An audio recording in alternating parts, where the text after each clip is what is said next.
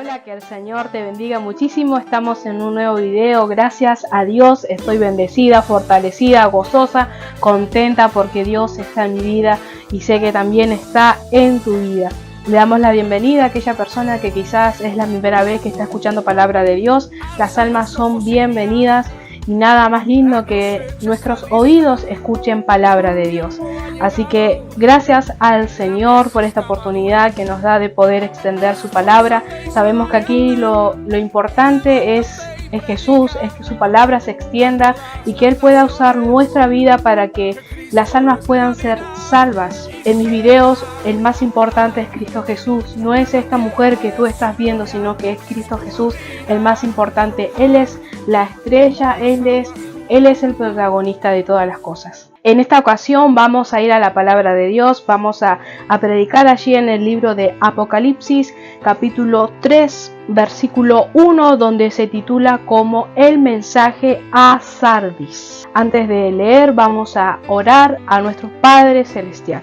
Señor Dios amado, tú eres el más hermoso, Señor, de todos los hombres. Espíritu Santo, tú eres el más importante en nuestras vidas, en nuestros corazones.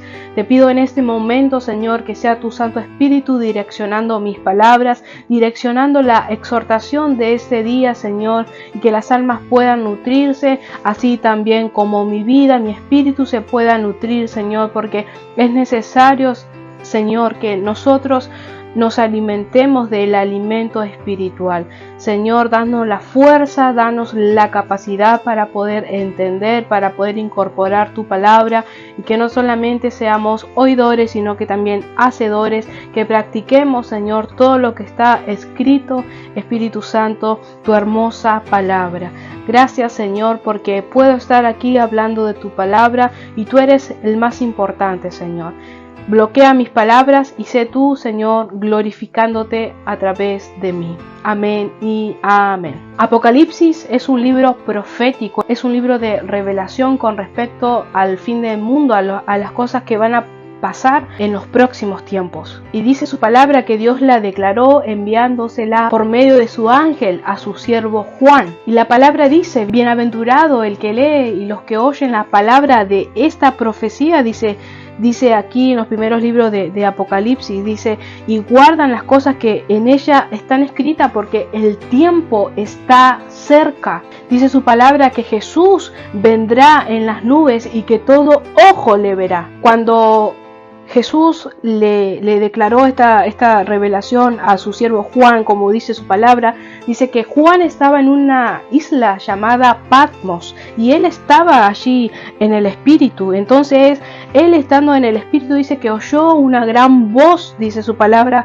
como de trompeta, que decía, yo soy el alfa, la omega, el primero y el último. Entonces allí le dijo a Juan, bueno,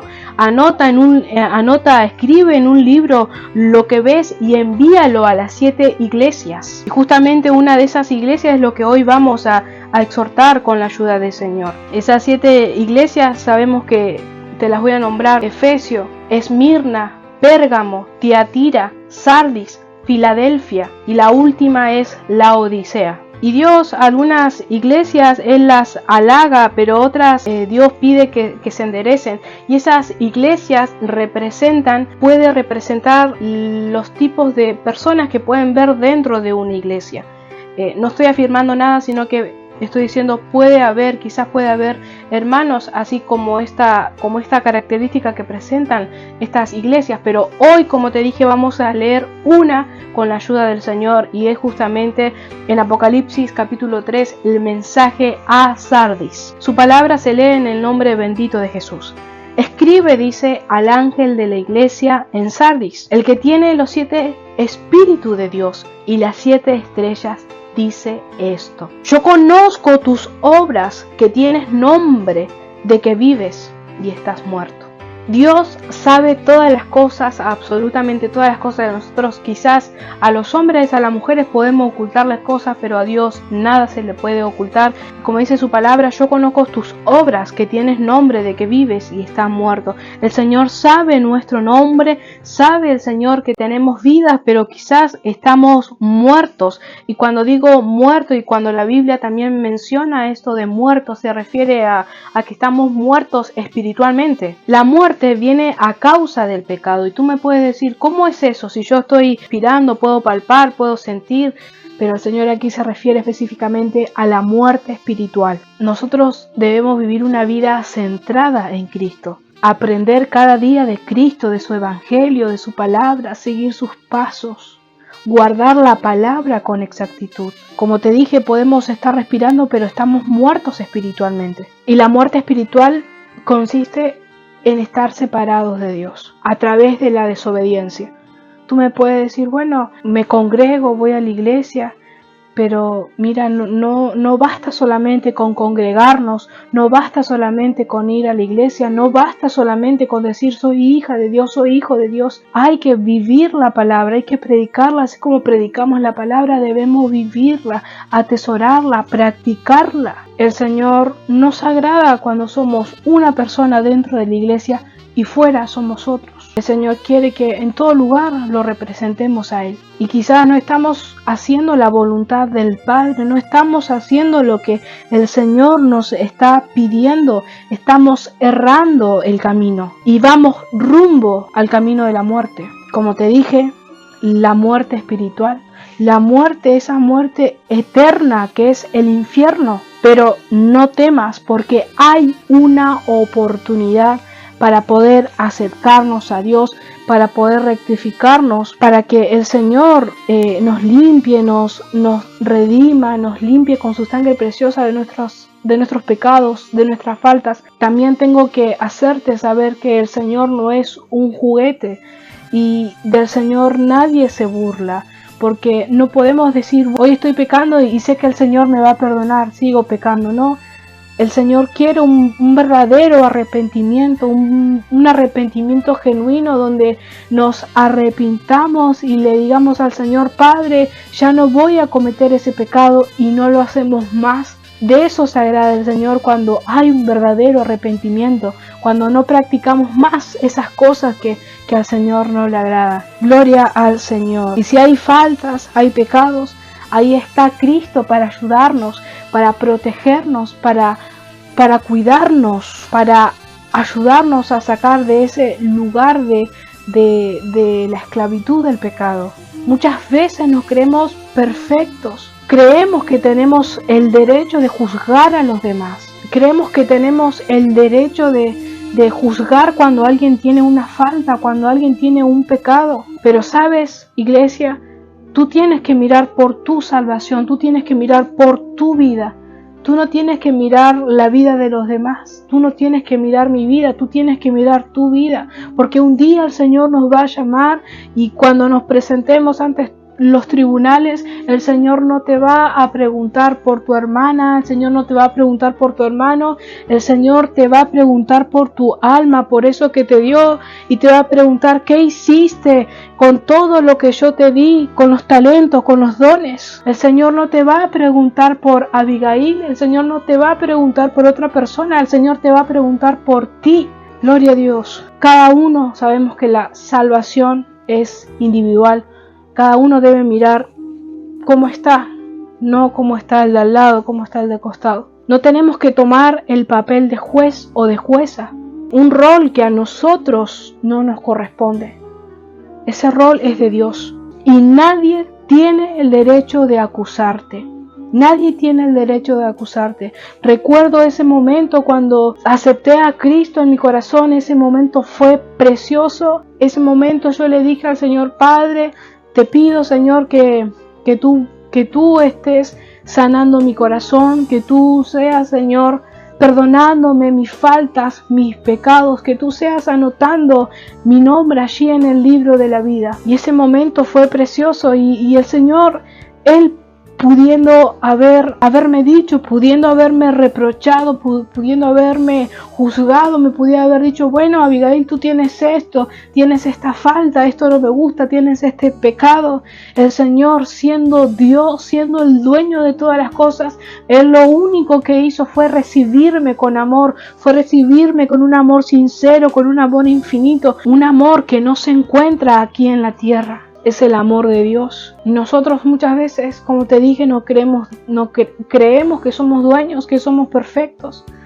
Creemos que podemos andar acusando, juzgando. ¿Quiénes somos nosotros? No somos nadie. Pero sí el Señor nos ha dado un rol, es de orar los unos por los otros. No tenemos el cartel de juez ni de jueza.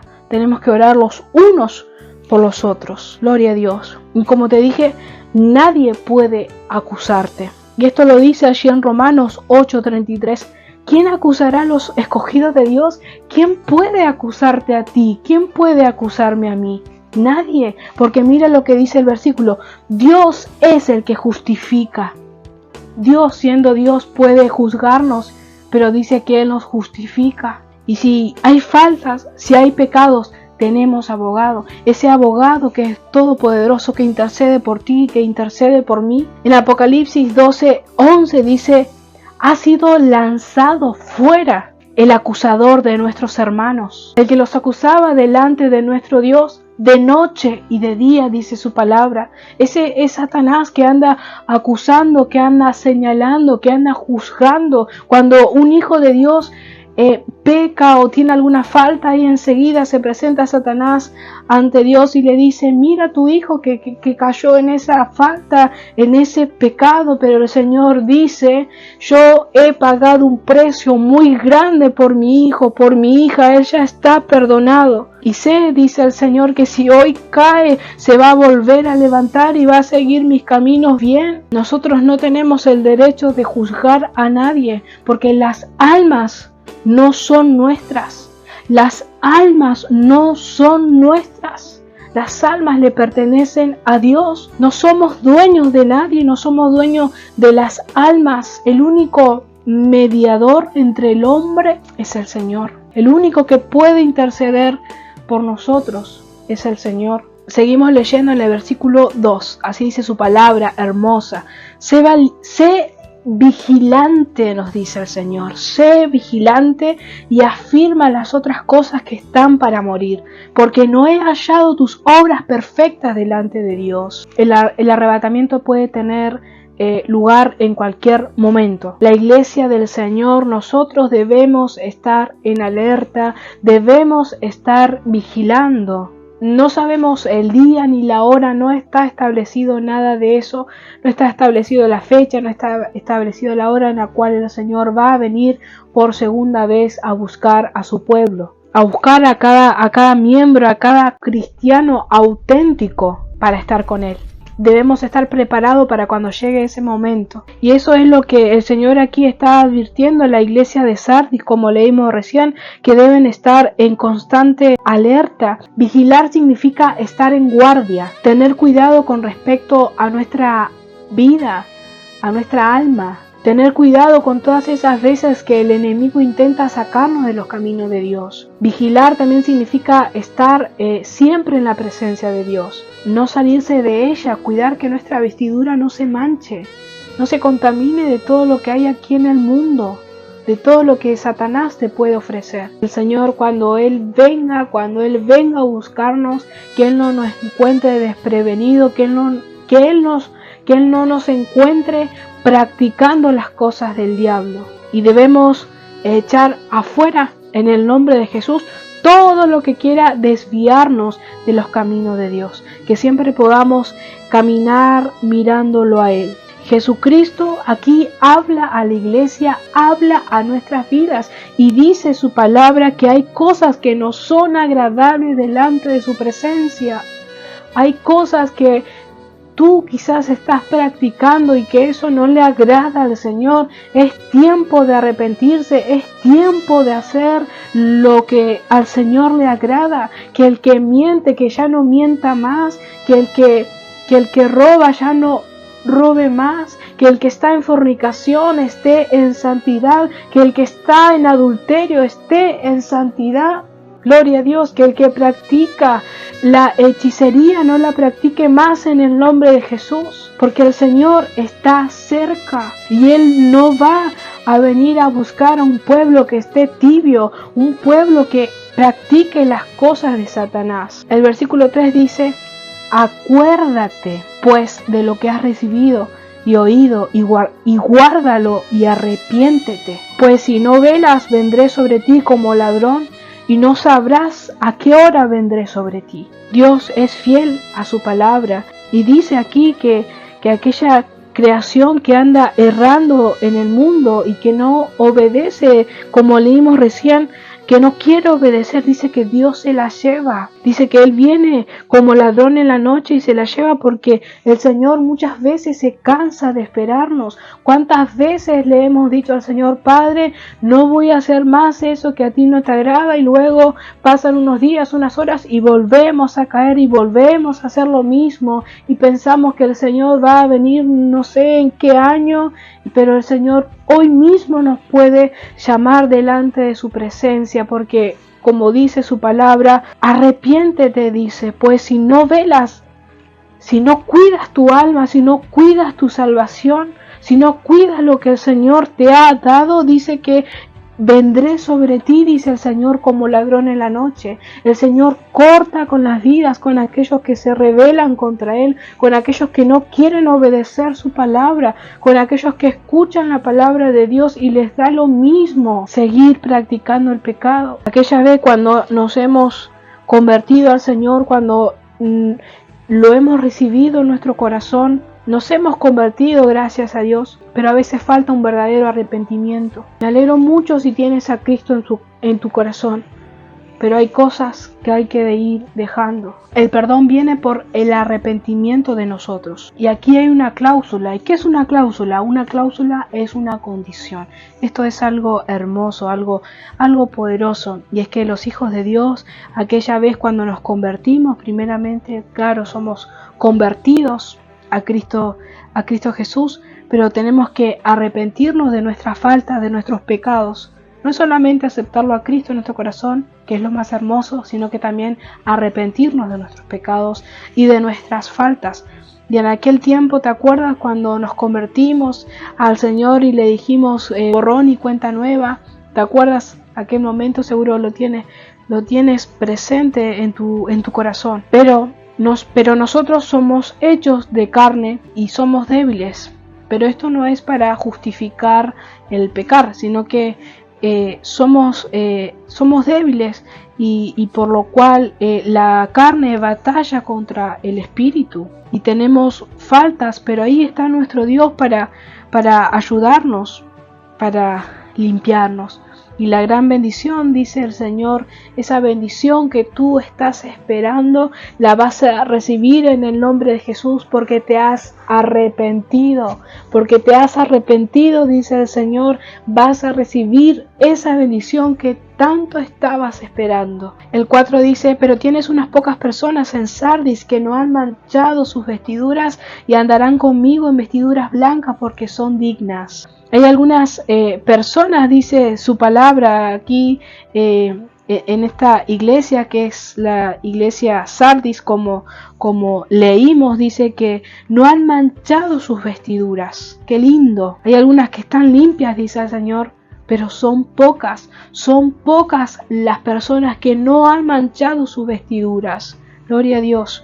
Pero el Señor es bueno, el Señor es bondadoso y Él quiere que entremos todos con la vestidura limpia, con la vestidura resplandeciente. El pecado, las faltas, tú sabes que esto hace que nuestra vestidura se manche. El versículo 5 dice: el que venciere será vestido de vestiduras blancas, y no borraré su nombre del libro de la vida, y confesaré su nombre delante de mi Padre y delante de sus ángeles. Si nosotros no nos arrepentimos, el Señor tiene poder para borrar nuestro nombre del libro de la vida. Y en Éxodo 32:33 dice: y Jehová respondió a Moisés: al que pecare contra mí, a éste raeré yo de mi libro.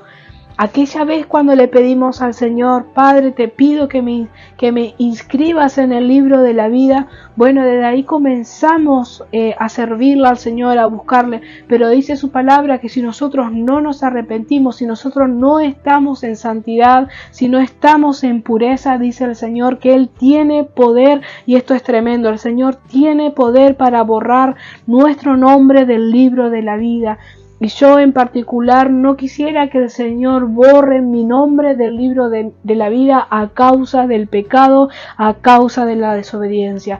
Yo en particular, y sé que tú también, quieres buscarle al Señor con todo tu corazón, con un corazón sincero. Obviamente que Él no quiere borrar nuestro nombre de allí, de ese libro.